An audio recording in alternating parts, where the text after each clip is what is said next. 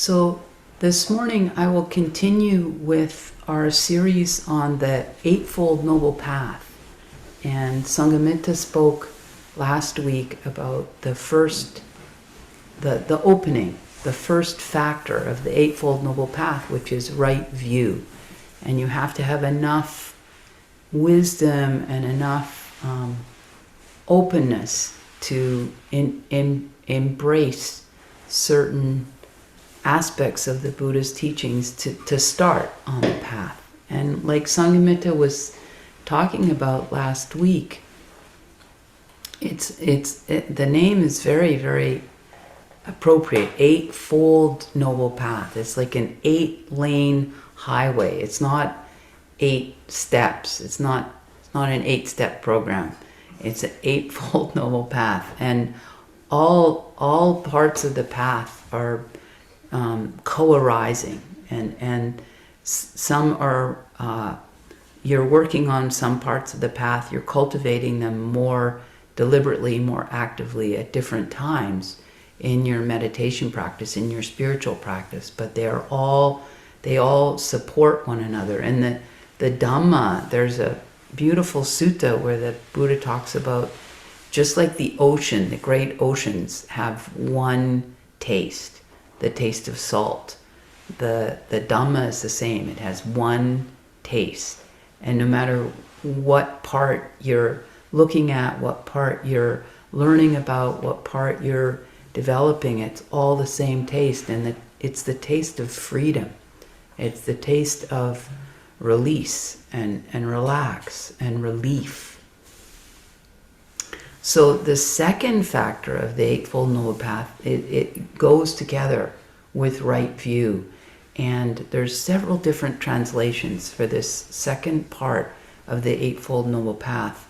And a very common one is right intention. The Pali word is sankappo. And like a literal translation could be becoming one with what is suitable. And anyone that's done yoga or yoga nidra, they've heard the word sankalpa, which is related, which usually also gets translated as setting an intention for your particular practice, that session of yoga nidra. Wonderful translation. Another common translation is right thought. Also very, very good translation and appropriate. However, it's not just any thought. It's not just all of our thoughts. There's, like every factor of the Eightfold Noble Path, the Buddha is specific about what these particular thoughts are, and it's threefold. And it came to the Buddha from his own watching of his own mind and his own practice. And I'll read from just a very short passage from the middle-length discourses, the Majjhima Nikaya, where the Buddha is describing how he came to understand this aspect of the path, this aspect of the mind. He says, mendicants, before my enlightenment, while I was still only an unenlightened bodhisattva, when he was practicing, before his enlightenment, it occurred to me, suppose that I divide my thoughts into 2 classes, and then I set on one side thoughts of sensual desire, thoughts of ill will, and thoughts of cruelty or harm.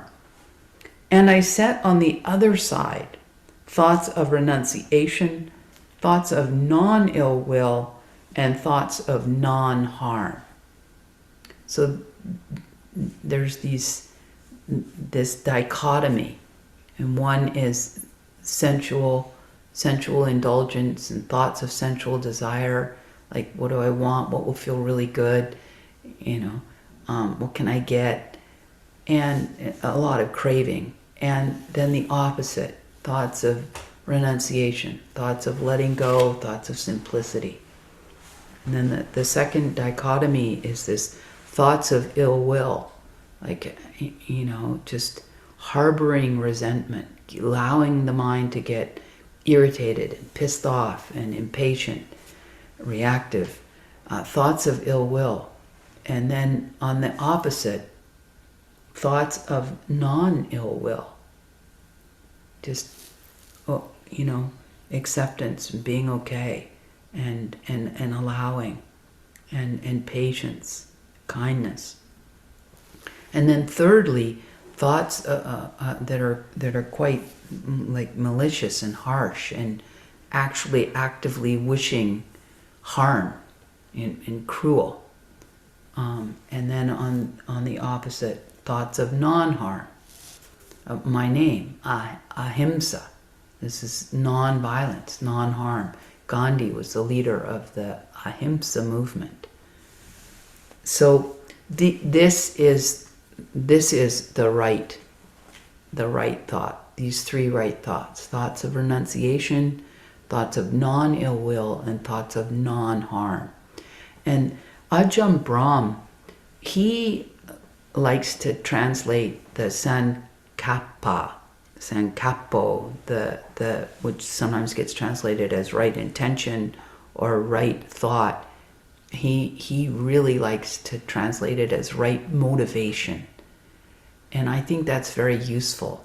That again, as someone embarking and partaking in spiritual practice, more and more and more, we're not doing this to do the way we've done the rest of our life. Like, what can I get out of this? It's much more doing it because it's right. Where am I coming from with this letting go of the leaning in and the getting and the attachment to outcome.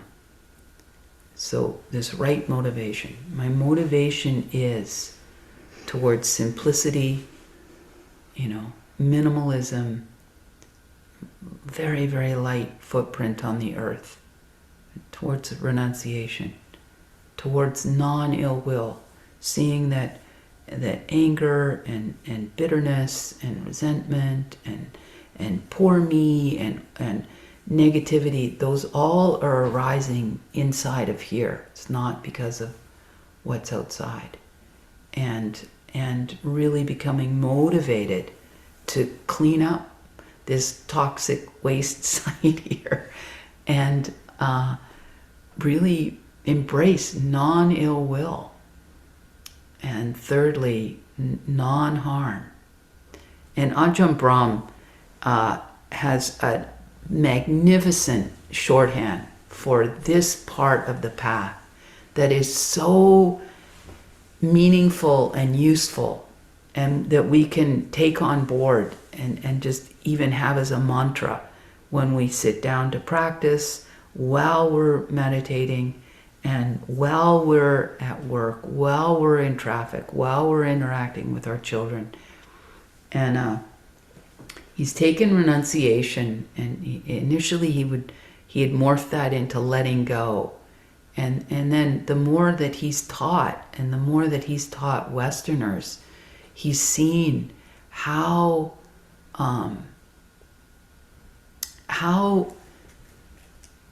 embedded, enmeshed, like immersed we are in doing. And so he's made it even more passive.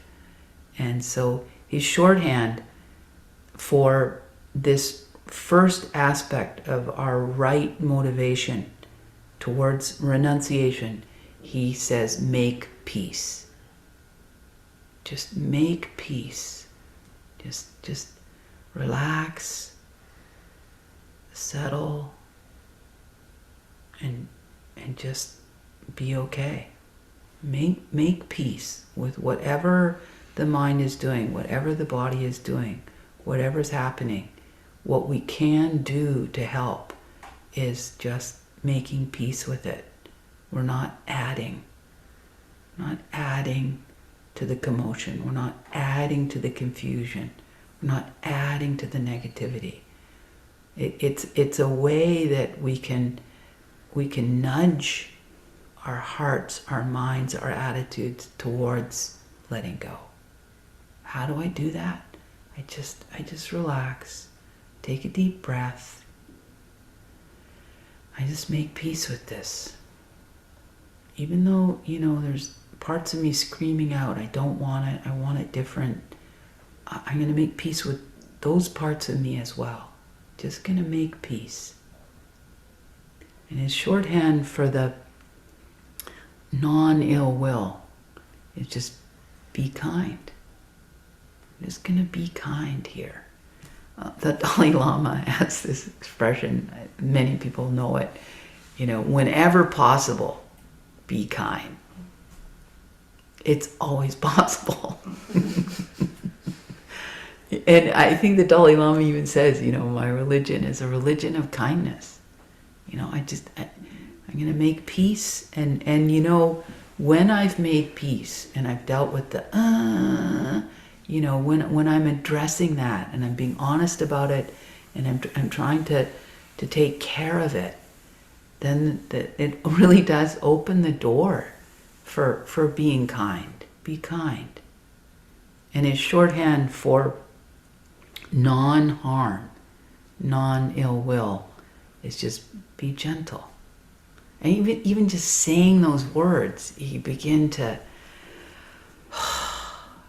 just make peace, be kind, be gentle. Like, were we to just all orient our lives in this direction, which is really what the Buddha is pointing us to. What a great thing to do with a life, What a great thing. Just gonna, as much as possible. And then, as I practice it, I'll grow in my capacity. And I'll grow in my buy-in, because I'll see that this is useful. This is a great orientation in life. And it can be this underpinning, can be this scaffolding of me growing greater clarity and greater wisdom in my life.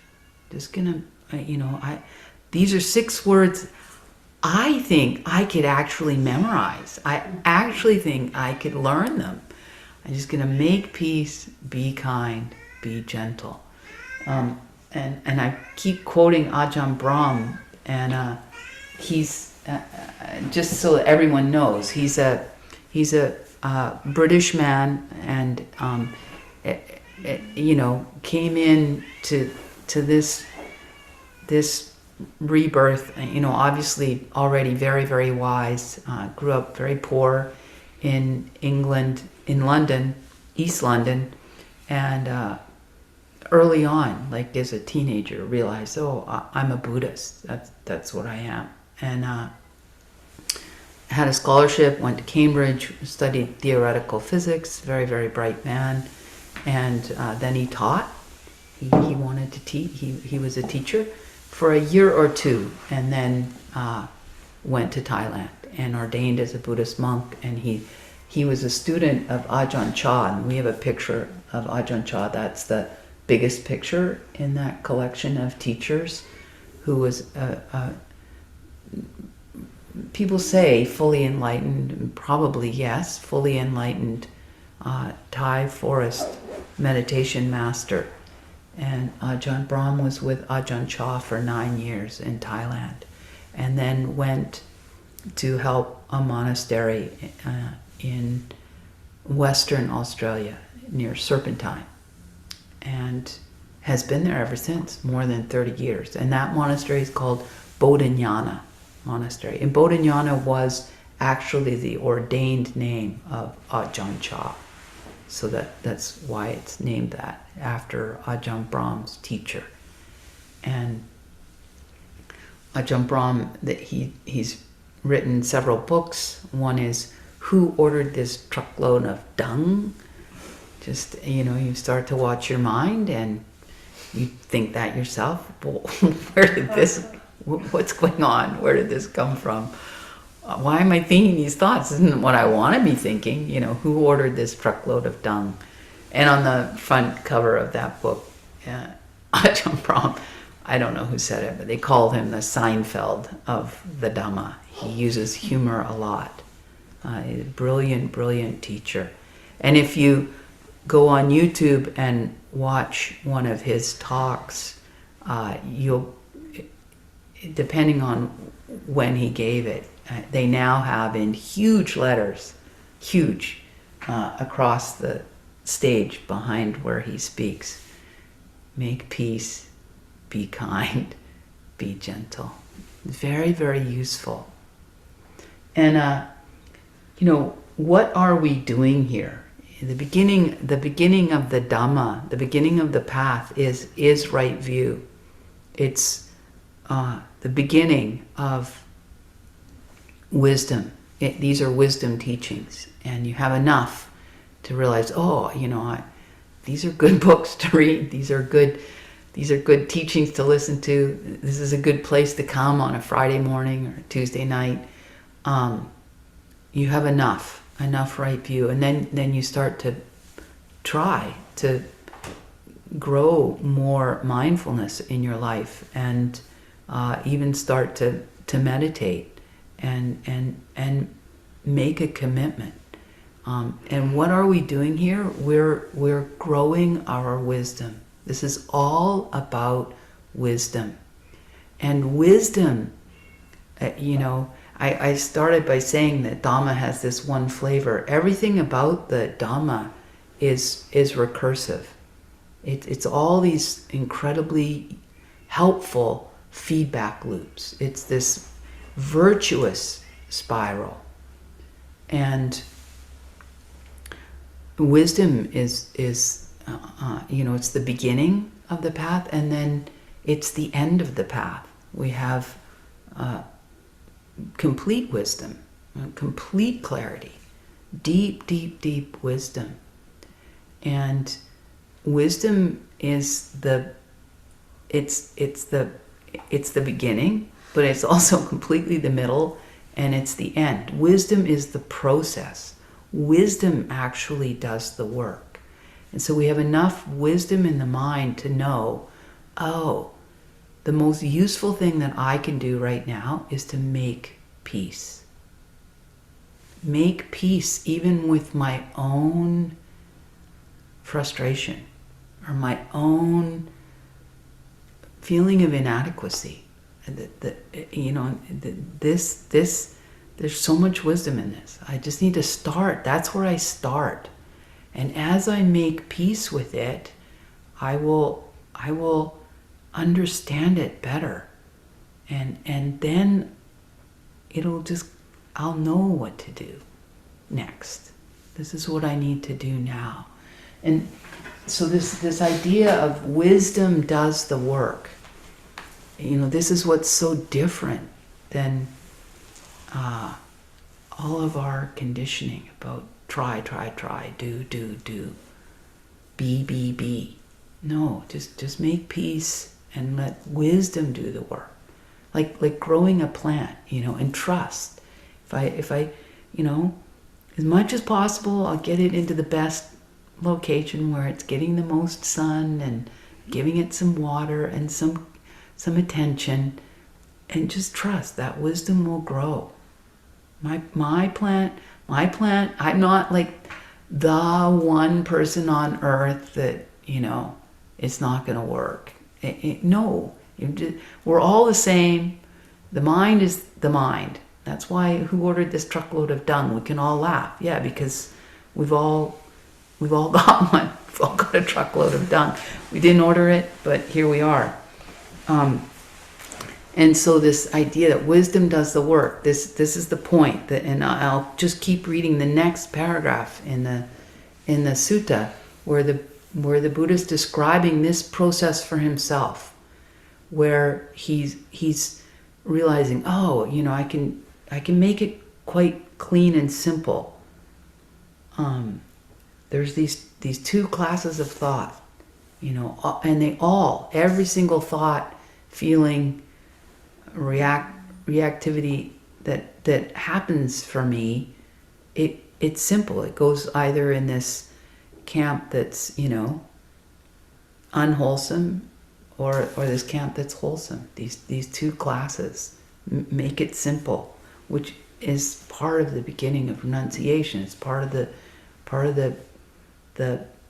both the process and the product of renunciation. It starts to get more simple. And so he did that. And he goes on to describe his process.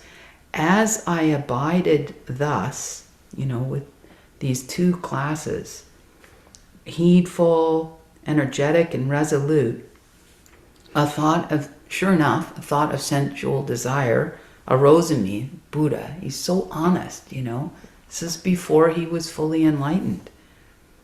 And I understood, because I was making peace. I was sitting there watching it. This thought of sensual desire has arisen in me. He's honest. And he's observant. These are the two qualities we need. This leads to my own affliction, to others' affliction, and to the affliction of both. It obstructs wisdom, causes difficulties, and leads away from Nibbana. So this is what we want to do. We want to become more and more honest and more observant. But what's actually happening for me inside? What's really going on? What am I bringing to this situation? It's just so great. We stop putting all the energy and all the attention on what's going on outside, and we put it on what's going on inside. And it takes enough right view to say, okay, I'll do that. I'll start there. That's where the Buddha started. And I'll drop all my habit energy around thinking that the real challenges in my life are because of my partner, because of my finances, or because of my body, they're because of my inability, whatever. All the reasons that we tend to think things are challenging or are not working as great as we want them to be working in our lives. I'm gonna stop putting a lot of habit energy into that. I'll just get honest and observant. This is what the Buddha did.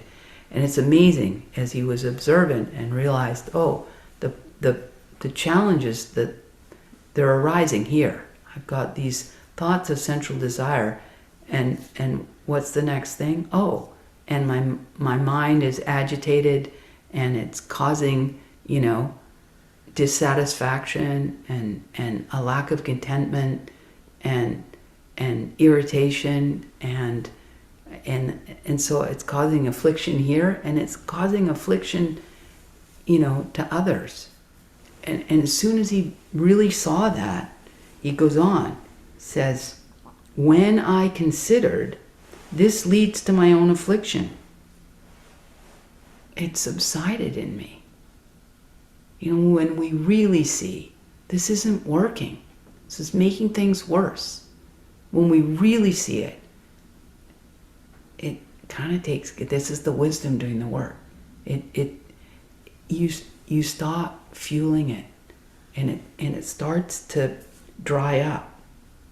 It subsided in me. When I considered this leads to others' affliction, it subsided in me. When I considered this leads to the affliction of both, it subsided in me. When I considered this obstructs wisdom, it causes me to be confused, it causes difficulties, it leads away from Nibbana, it subsided in me.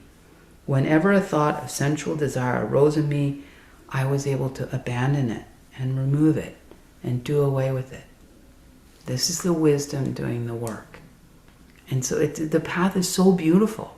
We just need enough right view.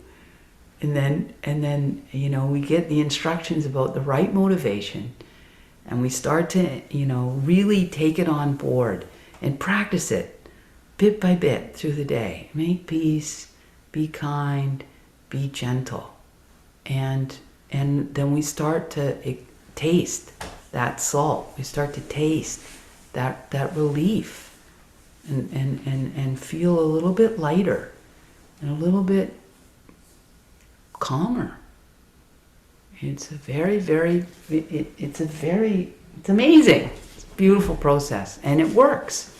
And then, we see other people that have been doing it a bit longer than us, and sure enough, they're like a little bit more peaceful, a little bit kinder, a little bit gentler, and like, yay, great. Chandra, yes, please. It can be hard to, I'm curious, but then I have reaction. I don't like that part of me that wants a new jacket. I don't like the part of my husband that wants a new jacket. And then I'm mad about the wanting and the attaching. Okay, then what? So you make peace with that part of you. That part of me that wants. Yeah, and you allow it. We don't fight with the different parts of ourselves. There's a wonderful monk that I heard this early on, and it was very helpful in my practice. It said, I propose that we start thinking of our minds as a committee. It's not one thing. And there's also internal family systems, another beautiful practice completely in line with the Buddha's teachings. And so, yes, this make peace we start with all these conflicting parts inside of ourselves, and all these parts inside of ourselves that are at very different ages. I have a 64-year-old grandmother inside. I also still have this 3-year-old that feels, what about me? Or oh no. I mean, they're all there. I have a pissed off teenager, all of them. And so, yeah, you want to, the name of Dr. Richard Schwartz, to call it internal family systems, I think is just that name alone, to start thinking of, I don't just have this, family of origin and my nuclear family and my extended family and my community family. I also have this internal family, and I've internalized aspects of my parents that, I'll never be like, well, I'm very much like that, and so, yeah, this make peace starts right there. And then it's not black and white. Sometimes getting the jacket is very much the right, very much a beneficial thing. It's not. This is the other thing that we really want to do with our practice and with these wisdom teachings, is not put ourselves in a straitjacket where, wanting's bad. Like, again, let wisdom do the work. When wanting's there, be honest about it, and then sometimes we can even go underneath the wanting. Maybe it's not that I necessarily right now need a new jacket. Maybe I just need to feel special.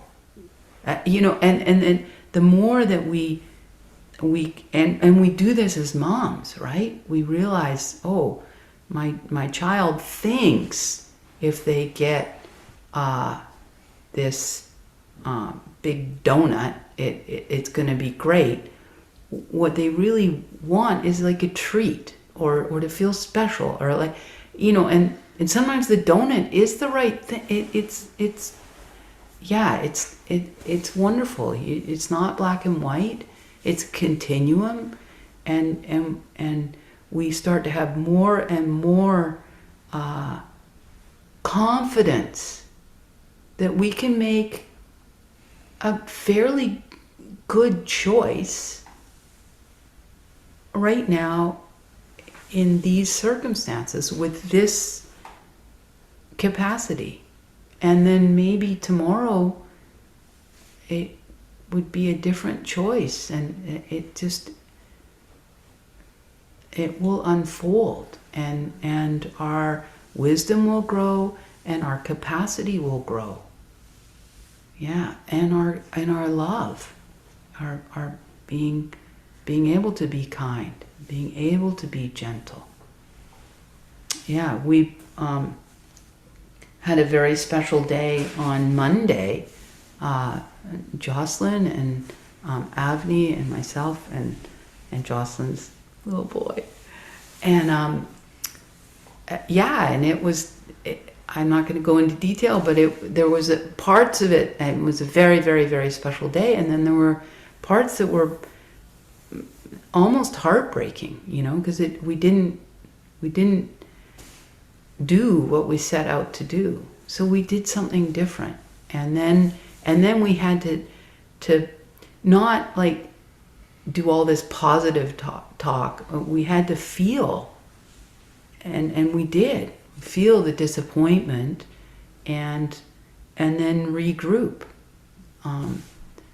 And when we allow what's really happening to really happen, it flows through. Yeah. Make peace, be kind, be gentle. And we were doing a long series all year on similes of the Buddha, and then when we started this series on the Noble Eightfold Path, one of our community members was like, the similes are really helpful, and so we're trying to bring in simile along with the Noble Eightfold Path. And the simile is still from this same sutta. It's in the middle length discourses, Sutta number 19, and the Buddha is talking still about this right motivation, with inclining the mind towards renunciation and towards non-ill will and towards non-harm, making peace, being kind, being gentle. And he gives a simile that when we're beginning to do this, that it definitely takes a concerted commitment. And he says, and the simile is, suppose it's the last month of the rainy season in autumn, when the crops grow closely together and a cow herd must take care of the cattle. So we're the cow herd and our mind is the cattle. He'd tap and poke them. We're going to tap and poke our mind, with his staff on this side and on that to keep them in check. Why is that? For he sees that if these cows wander into the crops, he could be executed, imprisoned, fined, or condemned. He sees that it comes at a great cost. We want to tap and prod our mind, poke it, to go in this direction. Make peace, be kind, be gentle. And the Buddha goes on. In the same way, the Buddha is still talking about himself. I saw that unskillful qualities, the non-renunciation, the sensual indulgence, and the ill will, and the cruelty, the unskillful qualities have the drawbacks. This is the wisdom piece. The drawbacks of bad results. They don't work, and of pulling me down. And that skillful qualities have the benefit and cleansing power of renunciation. And then he goes on later in the sutta to say a principle that is so true and so useful for us to take on board in our lives. Whatever a person frequently thinks about and considers becomes their heart's inclination. If they often think about and consider renunciation, they've given up sensual thought, to cultivate the thoughts of renunciation. And then their mind inclines to thoughts of renunciation, thoughts of keeping it simple. If they often think about and consider thoughts of non-ill will, their mind inclines to thoughts of non-ill will. If they often think about and consider thoughts of non-harm, their mind inclines to thoughts of non-harm. It's a beautiful promise that whatever we think about and ponder a lot and consider, this it